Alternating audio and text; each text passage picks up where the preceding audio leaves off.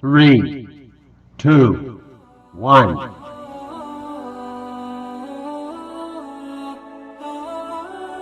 Sa'ib bin Yazid radhiyallahu an meriwayatkan, Bibi membawa saya menghadap Nabi sallallahu alaihi wasallam. Bibi berkata, "Wahai Rasulullah, keponakanku ini sakit." Maka beliau mengusap kepalaku dan mendoakan keberkahan untuk saya. Lalu beliau berwudu, kemudian saya meminum bekas air wudu beliau. Setelah itu saya berdiri di belakang beliau. Seketika saya melihat tanda kenabian di antara kedua pundak beliau. Bentuknya seperti kancing tirai. Hadis riwayat Tirmidzi, Bukhari, Muslim, dan Tabrani. Jabir bin Samurah radhiyallahu anhu meriwayatkan, saya melihat tanda kenabian di antara kedua pundak Rasulullah SAW, yaitu daging berwarna merah sebesar telur burung merpati. Hadis riwayat Tirmidzi, Muslim, dan Ahmad. Rumatsah radhiyallahu anhu meriwayatkan, saya mendengar Rasulullah SAW, saya sangat dekat dengan beliau, sehingga seandainya aku mau mencium tanda kenabian yang ada di antara kedua pundak beliau, niscaya saya bisa melakukannya. Berkata kepada Sa'ad bin Mu'adz ketika ia wafat, karena kematian Sa'ad arsy Allah bergetar. Hadis riwayat Tirmidzi dan Ahmad. Ibrahim bin Muhammad meriwayatkan, jika Ali bin Abi Thalib radhiyallahu an menggambarkan karakteristik fisik Rasulullah SAW, kemudian Ibrahim menyebutkan sebuah hadis yang panjang. Ia berkata, di antara kedua pundak beliau ada tanda kenabian dan beliau adalah penutup para nabi.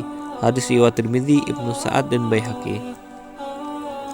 Abu Sa'id Amru bin Al-Khattab Al-Ansari radhiyallahu an berkata kepada Ilba bin Ahmar, Rasulullah SAW pernah berkata kepada saya, wahai Abu Jaid, mendekatlah dan usaplah punggungku. Maka saya pun mengusap punggung beliau. Seketika jari jemari saya menyentuh tanda kenabian. Ilba bertanya, seperti apa tanda kenabian itu? Abu Jaid menjawab, gumpalan rambut. Hadis riwayat Tirmidzi dan Ahmad.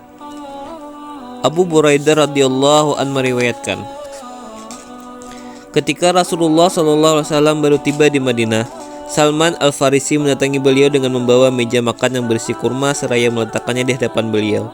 Rasulullah SAW bertanya, wahai Salman, apa ini? Salman menjawab, ini adalah sedekah untuk engkau dan para sahabat engkau. Maka beliau menjawab, bawalah kurmamu ini. Sungguh, kami tidak boleh menerima sedekah. Salman pun membawanya. Keesokan harinya ia kembali datang dengan membawa kurma yang sama, seraya meletakkannya di hadapan beliau. Beliau pun kembali bertanya, wahai Salman, apa ini? Salman menjawab, ini adalah hadiah untuk engkau. Maka beliau berkata kepada para sahabat beliau, berkumpullah untuk makan. Saat itu Salman melihat tanda kenabian di punggung Rasulullah SAW. Maka ia pun beriman kepada beliau. Setelah itu Rasulullah SAW memberi sebidang tanah dari seorang Yahudi dengan harga sekian dirham untuk tanami pohon kurma. Di tanah itulah Salman bekerja hingga ia bisa menghidupi dirinya sendiri. Seluruh pohon kurma ditanam sendiri oleh Rasulullah SAW, kecuali sebatang pohon yang ditanam oleh Umar. Maka kurma-kurma itu berbuah pada tahun itu juga, kecuali sebatang pohon yang ditanam Umar.